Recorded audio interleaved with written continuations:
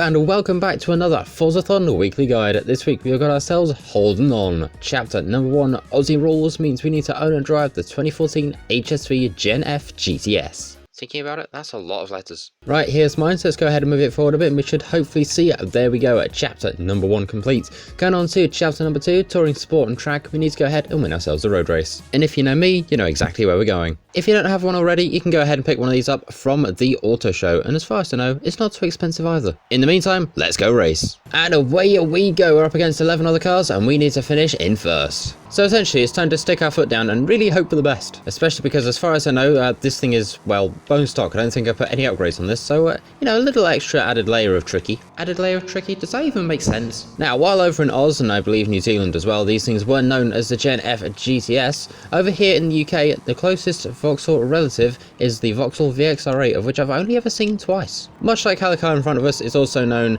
as, I believe, the Pontiac GTO as well as the Vauxhall Monaro. Either way, past we go, into first. Hopefully we can keep it to the end of the race. Now, at this point, I'd usually have some stats about how many are made and how much they cost, but to be honest, I'm really not too sure on this one. So if you happen to know how much one of these would have cost from there near you, feel free to go ahead and let me know in the comments. Who knows, I might just learn a thing or two. Okay, 95% of the race is complete. One more turn to go through the checkpoint, through every apparent fence in existence, and across the line in a rather nice first place. There's plenty of space between us and everybody else at a time of 2 minutes 20.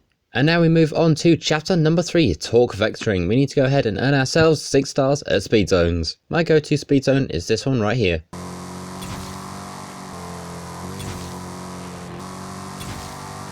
Right, hopefully we should see it. There we go, that is chapter number 3 complete. Going on to chapter number 4, Supercharged. We need to go ahead and stay over 117 miles an hour for 10 seconds. Thankfully for us, there's a giant motorway, so we're going to go ahead and make use of it. Right, here we are. Let's go ahead and get ourselves on launch control, and away we go, off towards 170. Looking at the inside of this thing, I've got to say, it's actually pretty cool. Right, there's 170, so hopefully now we can just keep the speed up, because we need to keep this thing over 170 for 10 seconds. So let's go ahead and see what we can do. Can I ramble long enough? I can indeed. There we go. That's chapter number 4 complete, and this week's Forzathon, a weekly challenge complete, and 5 points towards your festival playlist total. And mine this week is sat at 48 out of 70, so I've got a little bit of work to do. And also a leftover daily challenge from last series, but we're not going to talk about that. In the meantime though, thank you very much for watching. That is this week's weekly guide. Feel free to go ahead and share this to anybody else who needs help completing it, and as always, thank you very much for watching. Tech out. See ya!